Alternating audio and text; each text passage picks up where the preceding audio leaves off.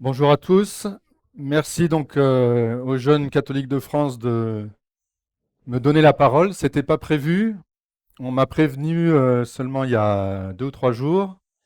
Il y avait un créneau qui s'est libéré. Il y a eu un imprévu dans l'organisation et on m'a demandé de faire une conférence.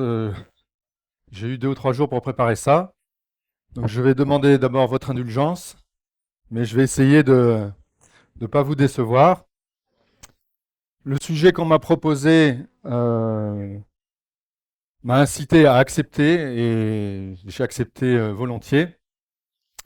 Et comme vous allez le voir, le sujet est passionnant puisque on m'a proposé quels sont les principes énoncés par les auteurs antilibéraux pour redresser la France.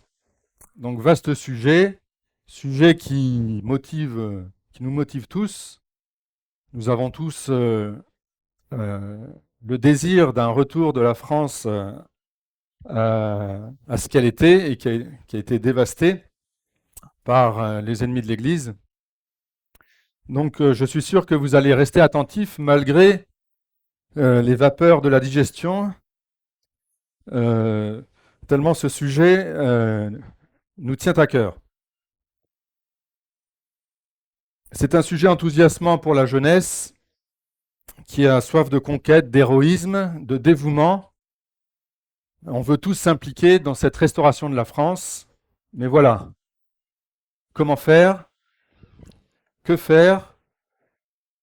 Il s'agit de ne pas nous égarer. Donc c'est pour cela que je ne vais pas faire cette conférence selon les lumières de Bruno Saglio, mais selon les lumières des auteurs antilibéraux. Donc les auteurs antilibéraux, ma maison d'édition, donc les éditions Saint-Rémy, s'est attachée à rééditer toute cette littérature dite des auteurs antilibéraux. Et qu'est-ce qu'on appelle un auteur antilibéral? C'est un auteur qui non seulement a enseigné la vérité, mais surtout a aussi combattu la révolution et toutes ses erreurs. C'est ça ce point important. Il ne s'agit pas simplement d'enseigner la vérité, il faut aussi combattre l'erreur. Et c'est parfois plus difficile. Alors, qu'ont dit les auteurs antilibéraux? Et pour aborder cette question, je vais me tourner vers un des champions de l'antilibéralisme que maintenant tout le monde connaît. Il s'agit de Monseigneur Gaume. Et Monseigneur Gaume va être à l'honneur aujourd'hui puisqu'il y a une autre conférence prévue, je crois, par Monsieur Abosi sur Monseigneur Gaume, allié des combattants contre le modernisme, quelque chose comme ça.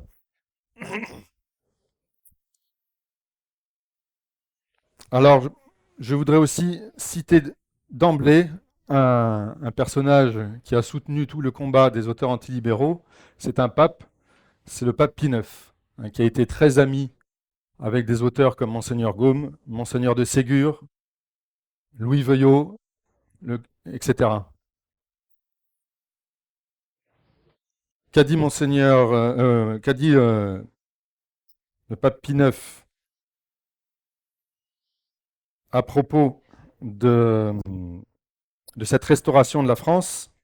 Eh bien, il a parlé non pas de restauration, mais de résurrection. Car il faut rester objectif et réaliste. Et vous allez voir, ce n'est pas moi qui le dis, ce sont les auteurs antilibéraux. La France est morte. Et il s'agit de la résurrection d'un cadavre.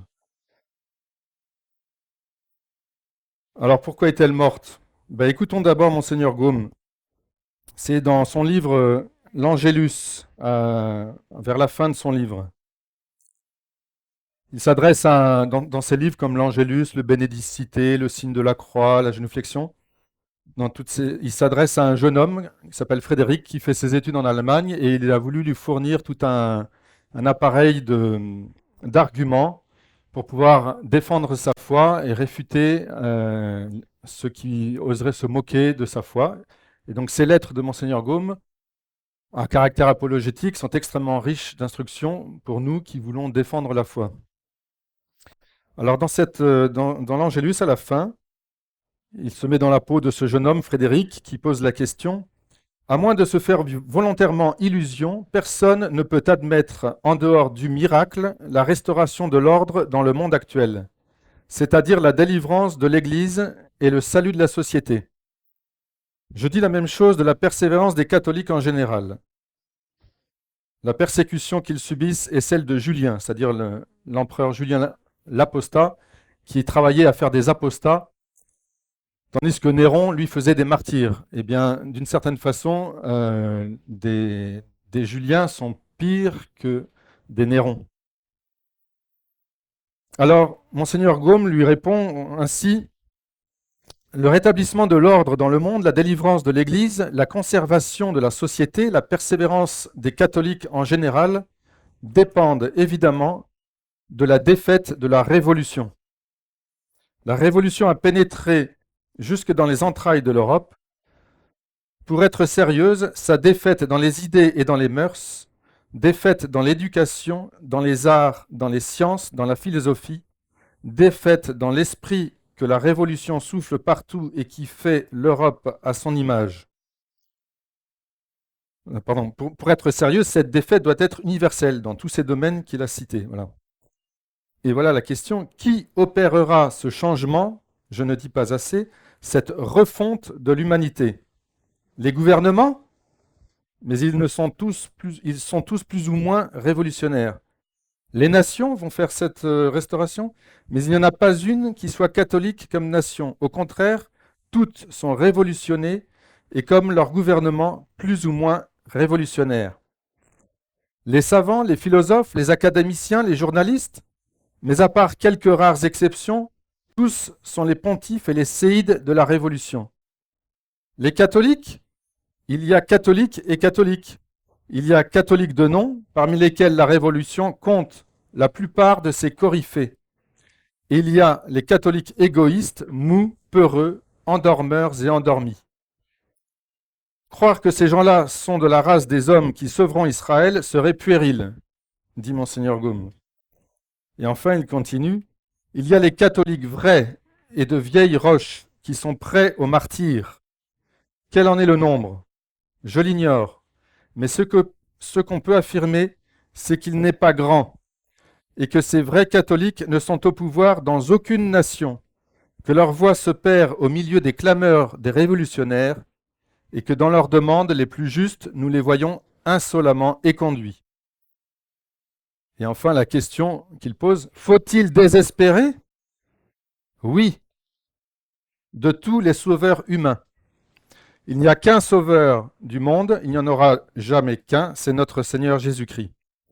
Et après, dans la suite de sa lettre, il préconise, en ces temps calamiteux, de se réfugier dans la tour de David, c'est dans les litanies de la Sainte Vierge le symbole de la Vierge Marie, dans la dévotion à la très sainte Vierge Marie. Et à son époque, il y a eu énormément d'œuvres qui ont été faites de dévotion à la Vierge Marie, d'œuvres mariales, qui ont peut-être après mérité la venue d'un pape comme Saint Pie X.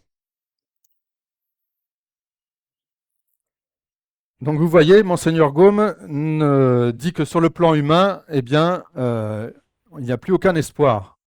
Et il écrit ça à la fin du XIXe siècle. Est-ce que la situation s'est améliorée depuis? Ben non, on le voit, elle n'a fait qu'empirer.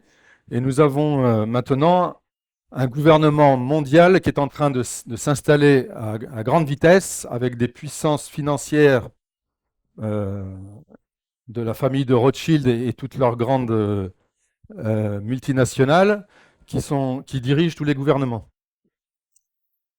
Et dans l'idée révolutionnaire. Un autre auteur, a repris cette idée, c'est Jean Vacquier. Jean Vacquier est beaucoup plus proche de nous, hein, il est décédé il n'y a pas si longtemps. Et c'est un auteur qui a énormément étudié tous ces auteurs antilibéraux et qui a développé leur pensée. Eh bien, lui, il dit: pas de restauration possible sans une intervention divine. Il n'y a aucun moyen humain de ressusciter ni un cadavre de 4 jours, ni une monarchie abolie depuis 200 ans et exécrée par une société secrète mondialement organisée. Voilà, c'est clair. Alors, est-ce à dire qu'il faut se croiser les bras et ne rien faire du tout. Mais pas du tout. Ça, ce serait un sophisme. Par contre, qu'est-ce qu'il faut faire? Eh bien, il faut suivre l'enseignement des auteurs antilibéraux qui ont répondu aussi à cette question. Et il y a deux principales choses à faire. Donc, je ne vais pas rentrer dans tous les détails, hein, puisque je n'ai que 30 minutes pour exposer un certain nombre d'idées sur la chose. Mais je vais essayer de rester sur l'essentiel en me laissant guider par ces auteurs. Il y a un premier point qu'il faut faire, c'est qu'il faut cesser de pécher pour que la plaie des tyrans cesse. Or, qu'est-ce qu'on voit depuis 240 ans maintenant? On voit les catholiques mettre leur espoir dans la République, cette République française qui est une république d'essence judéo-maçonnique et satanique, avec des principes constitutionnels qui sont absolument insupportables pour un catholique. Quels sont ces principes? Écoutons déjà Pie IX, le 5 mai 1874. Je bénis tous ceux qui coopèrent à la résurrection de la France. Je les bénis dans le but, laissez-moi vous le dire, de les voir s'occuper d'une œuvre bien difficile mais bien nécessaire, celle qui consiste à faire disparaître ou à diminuer une plaie horrible qui afflige la société contemporaine et qu'on appelle le suffrage universel. Remettre la décision des questions les plus graves aux foules nécessairement inintelligentes et passionnées, n'est-ce pas se livrer au hasard et courir volontairement à l'abîme? Oui, le suffrage universel mériterait plutôt le nom de folie universelle, et quand les sociétés secrètes s'en emparent, comme il arrive trop souvent, celui de mensonge universel. Donc déjà, un des premiers principes de notre République, le suffrage universel, est absolument intolérable. Or, on nous demande de participer au suffrage universel par cette histoire du vote.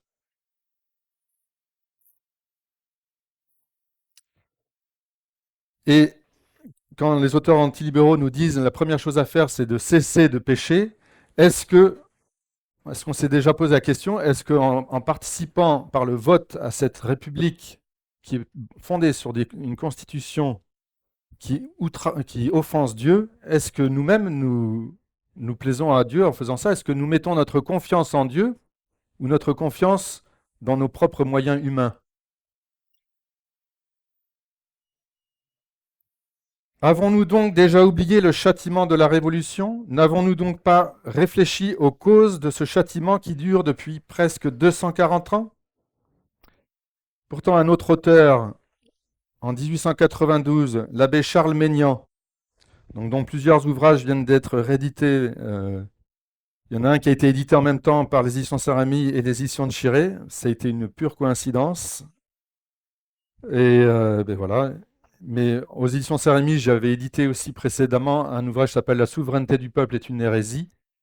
Et j'en ai réédité encore un autre, La doctrine sociale de l'Église, d'après les encycliques de Benoît XV, Léon XIII, Benoît XV et Saint Pie X.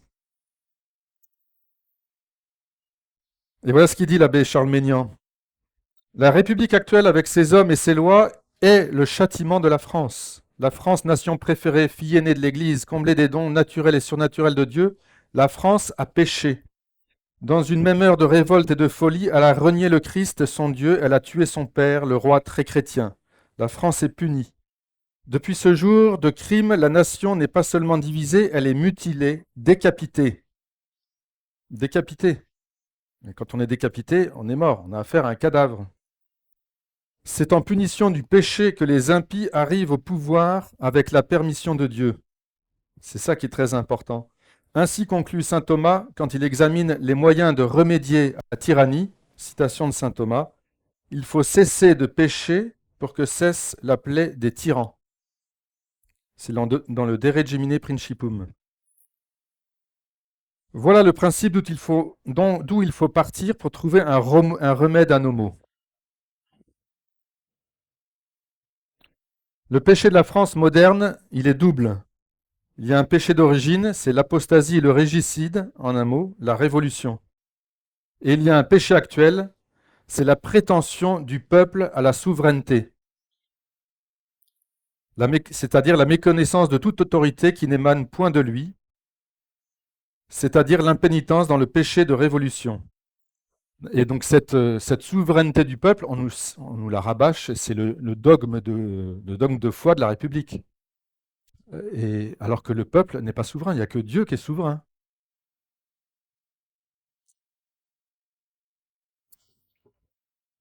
L'abbé Maignan, dans son texte, continue en disant Dieu qui aime la France lui fait sentir le poids de sa colère. Le juif et le franc-maçon, l'homme hypocrite, règne sur nous. Et donc, si nous avons des gouvernants comme nous les avons, c'est à cause des péchés commis depuis 200 ans. Et donc, le moyen de s'en sortir, c'est de cesser de pécher. C'est pas moi qui le dis, c'est saint Thomas d'Aquin, c'est Charles Maignan, c'est Monseigneur Gaume. Voilà. Et donc, cette participation au suffrage universel et à la reconnaissance finalement de la souveraineté du peuple, c'est ce péché qu'il faut cesser de faire. L'obstacle au salut, continue Charles Maignan, ce sont les catholiques qui songent uniquement aux moyens humains en péril où Dieu seul peut nous sauver. Hein, comment penser que nos moyens humains vont nous sauver d'une république qui règne depuis 200 ans et qui est adulée par toutes les nations du monde, hein, dont les principes, les droits de l'homme, etc. C'est pas possible.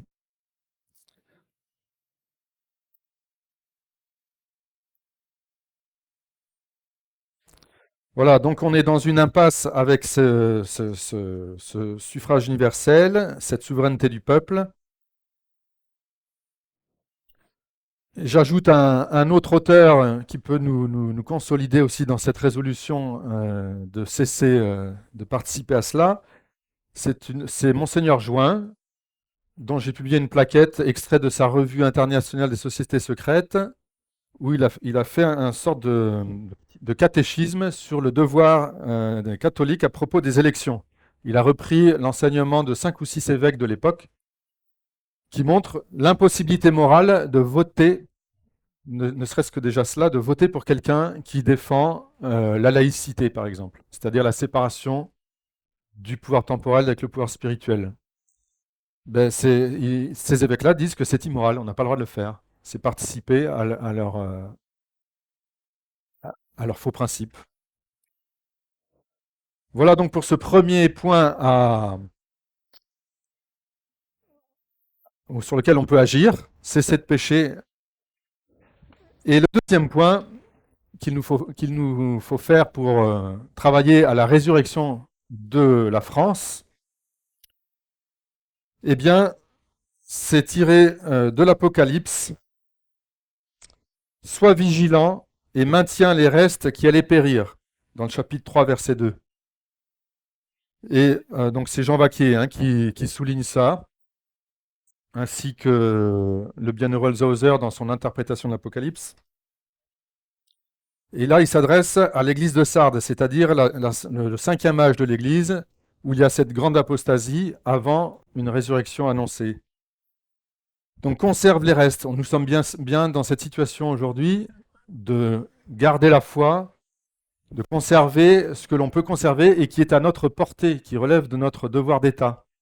C'est là où on peut agir. Le ciel attend de nous cette sauvegarde des restes. Elle formule ici notre mission. Elle constitue notre combat contre-révolutionnaire quotidien. Telle est la bataille inférieure. C'est comme ça que l'appelle Jean Vacquier. Dans cette plaquette qui s'appelle la bataille préliminaire, que j'ai réédité également, et qui est un concentré de toute une vie de méditation sur ce qui nous reste à faire, en fait. Jean Vacquier livre là vraiment le fruit de toutes ses méditations et de sa réflexion. Et cette bataille inférieure est une bataille défensive, mais une bataille de maintenance. Nous devons d'abord nous battre pour conserver les ultimes positions qui nous restent. Et alors là, il énumère les différentes choses à faire. Il faut de toute évidence et de toute nécessité conserver nos chapelles, nos quelques monastères, nos écoles, nos publications, nos associations, et plus généralement nos espérances de salut et l'orthodoxie de nos doctrines. Bon, il écrit ça il y a 40 ans, Jean Vaquier, hein. Donc nous, maintenant, nous sommes dans des positions encore plus, un peu plus restreintes. On a de moins en moins de chapelles, on a de moins en moins d'écoles, mais on construit des écoles. Il y a une école qui s'est construite ici, il y a des actions locales qui dépendent de nos propres forces et qu'il faut faire.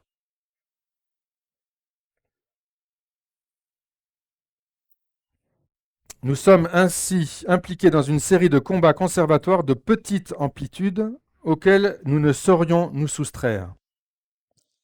Et alors je me permets aujourd'hui, en toute humilité, d'ajouter dans cette liste un point, à mon avis, qui est devenu important, puisqu'on assiste maintenant dans nos milieux quand même à des conversions de jeunes gens qui reviennent de loin, et, euh, et qu'est-ce qu'ils doivent faire comme action contre-révolutionnaire très concrète et qui est, à mon avis, une des plus essentielles, c'est refonder des familles.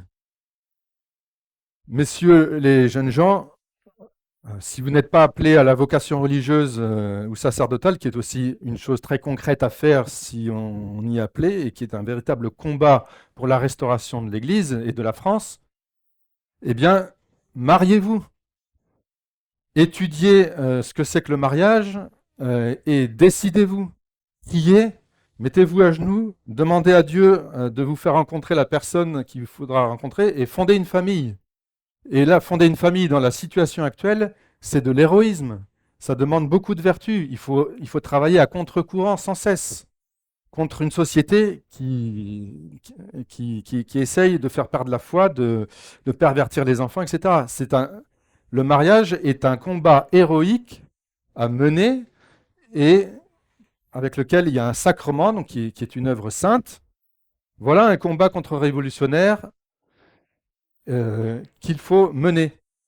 Ce sera plus utile que d'aller mettre un bulletin de vote dans la parodie de confessionnal qui est l'isoloir, pour ne pas dire l'urinoir. Voilà. Alors pour ça, ben, je vous renvoie à des ouvrages de formation sur le mariage. Il y a beaucoup de convertis qui n'ont pas la grâce de descendre, de faire partie d'une famille catholique où ils auraient pu apprendre ce que c'est qu'une famille catholique. Donc ils ont tout à reconstruire, mais qui ne désespèrent pas. Il y a bien un moment donné où des gens ont fondé une famille catholique. Donc avec la grâce de Dieu, les grâces sacramentelles du mariage, on peut très bien, quelqu'un qui est décidé, qui s'est rempli de Dieu par la prière, par la méditation, il peut fonder un foyer catholique et par ce foyer catholique infliger à la Révolution une grande défaite. Et peut-être donner à Dieu les futurs saints qui participeront à la résurrection de la France. Et la famille étant la cellule de base de la société, c'est le dernier bastion à protéger. Je renvoie aussi vers un ouvrage fondamental pour savoir ce que c'est que la famille catholique, ce qu'elle a été, quels sont les principes de la famille catholique et comment transmettre cette impulsion initiale de la fondation d'une famille aux générations futures. C'est le livre de Monseigneur de Lassus, L'esprit familial dans la famille, dans la cité et dans l'État. C'est ce qu'il dit. Mais ce que chacun peut faire, c'est de raviver chez lui l'esprit de famille. Par là, il fera aux siens le plus grand bien qu'il puisse leur faire, et en même temps, il préparera la rénovation de la société.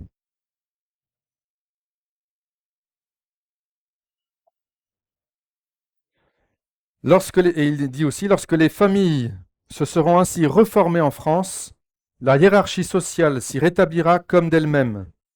Par la pratique plus ou moins parfaite, plus ou moins prolongée des vertus traditionnelles, les familles se superposeront les unes aux autres. Tout au bas resteront celles qui continueront à vivre au jour le jour, sans prévoyance pour l'avenir. Au-dessus, celles qui seront assez commandées à leur sens pour épargner. Plus haut, celles qui par les épargnes accumulées auront acquis la propriété, supérieure à toutes celles qui jouissent de l'indépendance à l'égard des nécessités communes, qui donnent les biens déjà acquis, comprendront qu'elles doivent dès lors se dévouer à leurs frères et se consacrer au bien public. Donc Monseigneur de Lassus, il a une vision de la restauration de la société par les familles. Et, et ça a été l'histoire de la monarchie française, c'est l'histoire d'une famille. Et tout le peuple de France considérait le roi de France comme un père de famille. Donc voilà les deux grands points sur lesquels je pense il faut réfléchir pour travailler à cette résurrection de la France. Et pour terminer, je résumerai, je reprendrai ce que Jean Vacquier a eu l'audace de faire, c'est de comparer cette future résurrection de la France avec la résurrection de Lazare. Monsieur l'abbé de la Chanonie a parlé ce matin lors de l'ouverture de cette journée de Lazare et de ses sœurs, Sainte Marie-Madeleine, Sainte Marthe, qui ont été envoyées en Gaule par notre Seigneur, par la Providence, qui étaient les amis intimes de notre Seigneur Jésus-Christ. Donc ce n'est pas pour rien. Donc c'est tout de même extraordinaire que cet homme Lazare, qui d'ailleurs dont la résurrection a été la décision des Juifs pour mettre à mort notre Seigneur Jésus-Christ, eh bien, le bon Dieu l'a ressuscité et l'a envoyé en Gaule, qui va devenir la France, le royaume très chrétien, et qui va jouer ce rôle de fille aînée de l'Église pour l'évangélisation du monde entier, pour être le bras droit armé de l'Église, pour permettre à l'Église d'évangéliser le monde entier. Et bien donc ce Lazare, il le compare avec la France. Et il distingue dans la résurrection de Lazare 4 phases. Vous avez la première phase,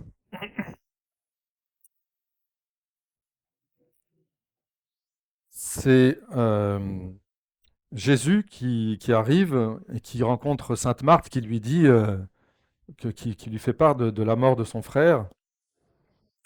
Et notre Seigneur lui dit, je suis la résurrection et la vie, le crois-tu? Et Marthe répond, oui Seigneur, je crois que vous êtes le Christ, le Fils de Dieu qui venait dans le monde. Donc la première chose que fait notre Seigneur, c'est il s'enquiert du degré de foi qu'a Marthe. Parce que c'est en fonction du degré de foi que la puissance que s'ouvre l'action de la puissance divine. Le bon Dieu nous demande une foi, la foi. Alors là, ce n'est pas la foi théologale. Pour la résurrection de la France, ça ne fait pas partie d'un dogme de foi. C'est une foi humaine, c'est-à-dire que nous avons des raisons sérieuses de croire à la résurrection de la France. Ça a été annoncé dans des prophéties qui ne sont pas des dogmes de foi. On n'a pas l'obligation de croire aux prophéties. Par contre, on a quand même une certaine obligation de considérer avec sérieux les prophéties, d'en discerner ce qui est bien. C'est ce que dit saint Paul, vous connaissez certainement ça. J'ai moi-même réédité un livre qui était très connu dans toute la tradition. C'est le livre de l'abbé Curic, ça s'appelle Voix prophétique, où il y a tout un traité dans la préface sur ce que sont que les prophéties, la valeur des prophéties, quel sérieux il faut leur accorder.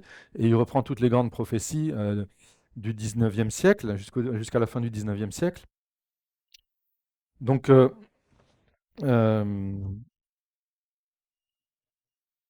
j'ai un peu perdu le fil de mon discours, mais le bon Dieu demande donc un degré de foi pour pouvoir intervenir. Et c'est une foi humaine, voilà. C'est une foi humaine. Et là, Marthe aussi elle lui répond, oui, je crois que vous êtes le Fils de Dieu, parce que c'est ce qui est dit dans les prophéties que je connais. C'est pas encore la foi théologale c'est encore une foi humaine. Mais elle croit. Ensuite, la deuxième phase, une fois que Marthe lui a dit qu'elle croyait, Jésus s'approche du tombeau et il dit, enlevez la pierre, tolite lapidem. Donc c'est pas lui qui le fait, c'est encore l'action humaine là, qui va enlever la pierre. Donc c'est quelque chose que nous pouvons faire. Et qu'est-ce que c'est enlever la pierre? Donc selon Jean Vacquier, euh, oui, voilà, excusez-moi. Oui, selon Jean Vaquier, enlever la pierre, c'est enlever l'obstacle qui fait que le bon Dieu ne peut pas intervenir. Donc, et cet obstacle, c'est le manque de prière et de confiance en Dieu. Le bon Dieu attend que nous le désirions. On l'appelle bien le désiré des collines éternelles. Il- on le voit à la messe de Noël, et, le bon Dieu dit à son fils, postula à demande-moi les nations et je te les donnerai en héritage. Alors que Jésus-Christ, il est déjà Dieu, mais il faut qu'il le demande quand même. Le bon Dieu veut que nous désirions son intervention. Il attend cette masse de désir, et Jean Vaquet le compare à cette pierre qu'il faut enlever pour qu'il puisse intervenir. Et après, une fois que la pierre est enlevée, c'est la troisième phase. C'est la phase essentielle. Jésus-Christ dit d'une voix forte, Lazare, viens dehors. Et là, il n'y a que Dieu qui intervient. Il n'y a que Dieu qui peut ressusciter un mort. Si la France est morte, elle a été décapitée par le régicide alors qu'elle était née dans le baptême de Clovis. Elle a été décapitée par la Révolution avec la décapitation de Louis XVI et l'institution d'un pouvoir basé sur les principes euh, les principes du mensonge de la Révolution. Donc il faut la ressusciter. Et ce n'est pas dans le pouvoir de l'homme de ressusciter un cadavre. Dieu seul peut le faire. Donc c'est là qu'intervient donc uniquement le bon Dieu. Et cette intervention, elle est prophétisée. Oui, il y a de nombreuses prophéties qui annoncent cette résurrection. Il y a le secret de Fatima. Donc c'est la troisième partie du secret. Donc il y a dernièrement une conférence de Michel Reboul qui a été faite dans les années, je crois, 2004 et qui recircule sur Internet. Très intéressante conférence. Et elle a fait tout un tas de recherches pour essayer de trouver quel était le contenu de cette troisième partie du secret de Fatima que Jean XXIII a tout de suite voulu ne pas dévoiler alors qu'il devait le dévoiler en 1960. Alors, on devine pourquoi, parce qu'en fait, d'après toutes les études qu'elle a faites, moi je ne vais pas refaire toute la conférence ici, elle démontre que dedans est décrit l'apostasie au plus haut niveau, et donc Vatican II. Alors il y a eu aussi, et moi j'ai publié ça aux éditions Saint-Rémy, l'étude qui a été faite par le bras droit de Don Luigi Villa, j'ai oublié son nom, bon, peu importe. Il a fait un petit texte, Le troisième secret de Fatima, où il explique que le cardinal Ottaviani, qui lui a lu le secret, connaissait le texte et il avait interdiction absolue de le dévoiler à l'époque. Et il a fait un texte dans une revue, la Neues Europa en 1963, où il y avait 2 pages. Alors manifestement, ce n'était pas le vrai secret. Et dedans, il a disséminé les phrases du vrai texte qu'il avait lu. Et quand on remet ces phrases ensemble, ça fait un texte qui tient dans la dimension de papier, parce qu'on connaissait la dimension du papier sur lequel était écrit le message. Et dedans, il dit ouais, le Satan s'introduira au plus haut niveau de la hiérarchie, les cardinaux se battront contre les cardinaux, donc c'est Vatican II. Mais elle parle aussi après d'un châtiment et d'une guerre qui se déchaînera, pardon, dans la deuxième moitié du XXe siècle. Et après, elle termine par une restauration de l'Église.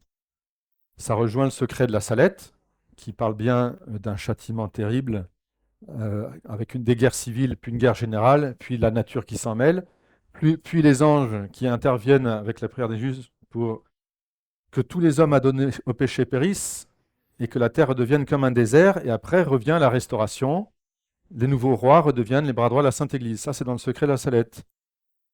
Donc il y a plein de prophéties, si vous voulez, qui nous annoncent cette restauration. Donc on a des raisons sérieuses d'y croire. Ce n'est pas un dogme de foi, mais voilà, il y a d'autres âmes mystiques comme Anne-Catherine Emmerich qui l'annoncent aussi de manière très précise.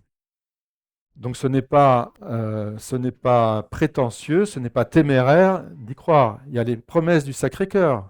Je régnerai malgré mes ennemis, qu'il a dit à Sainte Marguerite Marie, et ces promesses ont été répétées très nombreuses fois. Donc cette résurrection, nous avons le droit de l'attendre, et puis de toute façon, nous ne pouvons plus attendre que cela. Quand on voit sur le plan humain ce que l'on peut faire, c'est de la survie. Nous pouvons survivre avec nos œuvres et le bon Dieu nous donnera les grâces de survie.